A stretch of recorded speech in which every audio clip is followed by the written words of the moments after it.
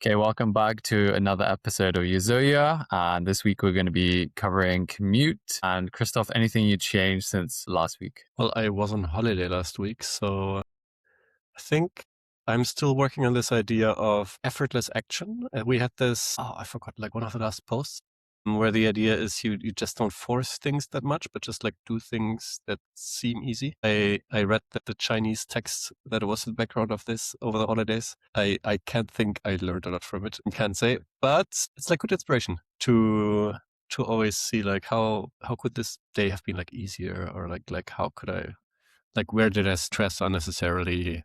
Like, what is really necessary here? Like, yeah, it's good reflection prompts. How about you? Yeah, I did try to do a little bit of environment design. I have started a sleep box where, because I'm really focused on trying to fix my sleep right now, it's maybe my biggest weakness. And in the box, I have my magnesium, L-theanine, my sleep mask.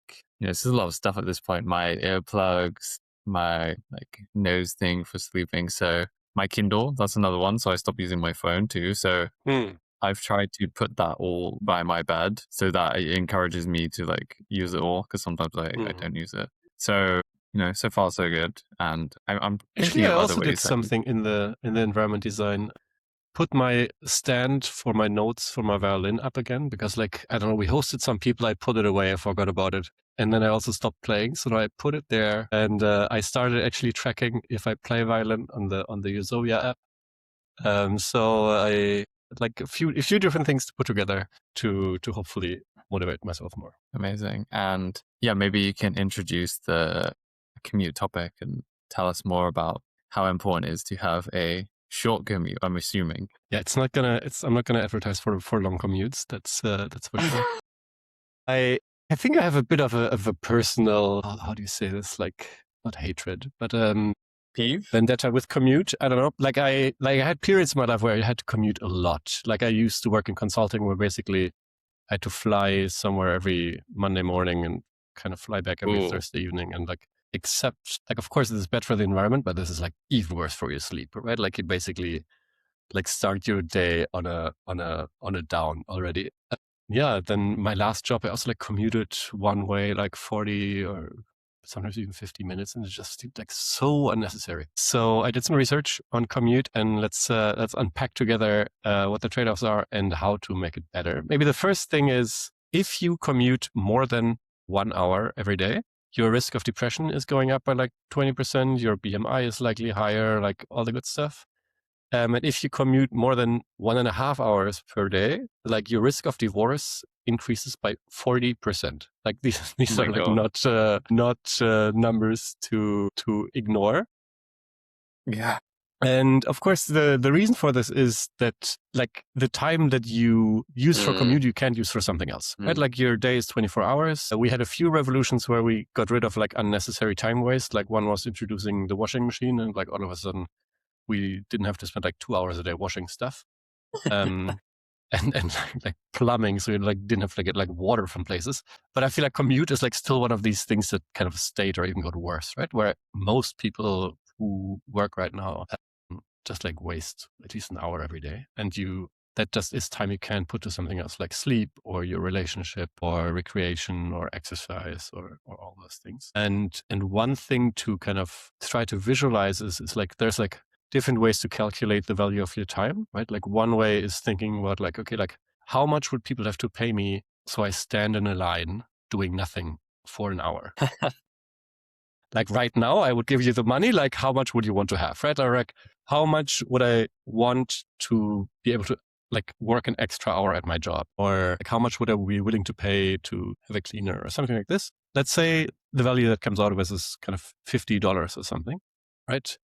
If you then spend 1 hour commuting every day, that's almost worth $1,000 per month. Just like the value of your time that you spend on commute. And then with that number in your mind, you can already think it's like, okay, like what are alternatives, right? Like, is there jobs that are like closer to me that maybe pay a bit less, but actually make me happier? And there's a bunch of studies that like from an economical perspective, we think we kind of make rational choices when it comes to commute, basically like higher salary, longer commute kind of balances, so it's worth it. People seem to be very bad at like guessing those trade-offs. Like most people think commute isn't that bad. And so in the end, if they accept a higher salary for a higher commute, most of the time it's not worth it. Another alternative could be like, could I move closer to my job?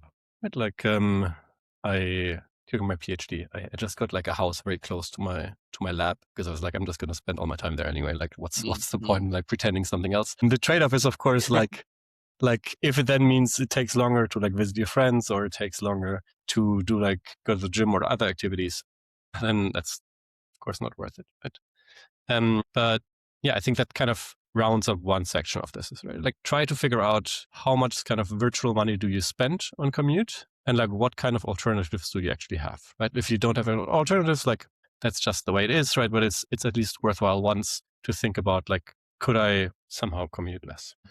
Then super interesting. Yeah. Then the second big block is, of course, just don't commute. It's like just work remotely.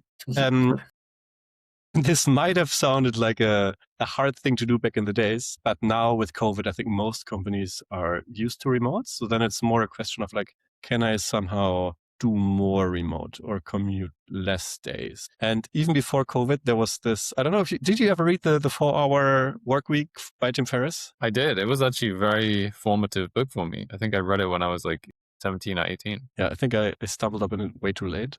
But I also read it eventually. And in there, he's like, remote work is just the biggest hack you can do. And I think he argued not from the perspective of commute, but more from the perspective of then you just work less and people won't catch you. I'm arguing here from you should still work as much, just don't save yourself the commute. But like, how to get there is the same idea, right? You start small, you maybe build trust with your employer. It's like, hey, like when I work from home, I'm actually more productive. I get actually more done. Like, this is what I did. And try to think of systems that make it super easy for your manager to verify that you are actually more productive from home, or that you actually do more, and kind of thereby build the trust. So it's then maybe easier to allow yourself working from home. But even if you're working from home, I think maybe one small asterisk, like commute isn't that bad, right? Often what it helps us with is have this switch between work and play, between like life and work. So for many people, even if they work fully remotely, it can be super helpful to just go for a walk around the block or something like this before they start the day. That makes sense. Yeah. It's so interesting to me because it does make me think more about like other ways to save time beyond just commute, because, essentially all time is the same, and like any amount of time you can save is like really, really valuable.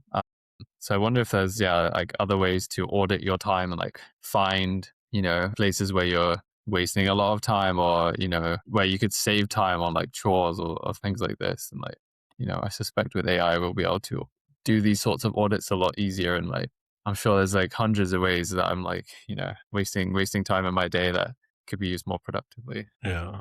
I think one way is to try to, at least for a week, do like a time log, right? And just write down like, what did I do when and how long did it take? It's like a lot of work. And especially when you then are like, did this give me energy or did this take energy? I would guess for most people, commute isn't the thing that kind of gives them energy.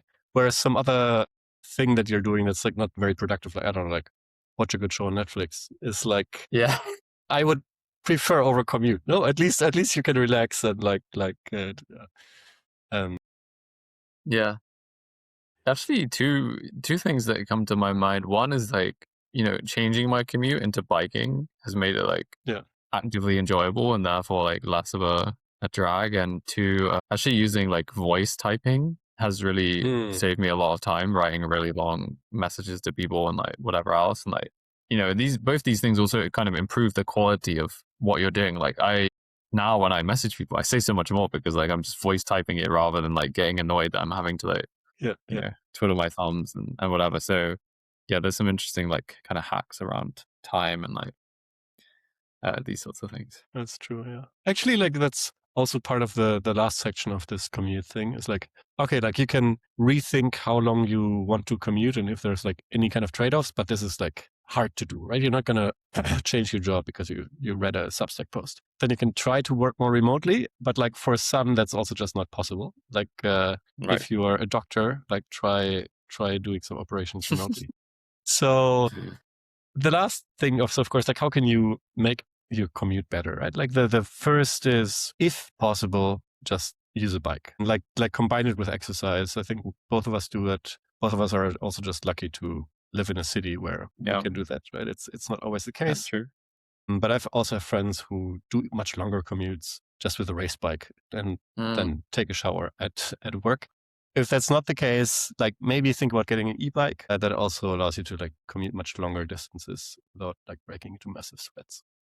The second is there's commuting and then there's also commuting, right? Like sometimes you can reduce the stress of it by maybe choosing routes that are just less stressful, more safe. I think you talked about like choosing bike lanes that maybe take a tiny bit longer, but are actually like much nicer to ride on. And then the last thing is how you then use the time anyway, right? And I think some of the suggestions I've heard, I think I do something similar. It's basically on the way to work, while your mind is still fresh, you kind of prepare yourself for this transition. You think about like, okay, what are the main things I want to achieve today? I had a teacher in high school. He was famous for never preparing anything and like only on this like bike to school was thinking, oh, like what can we talk to?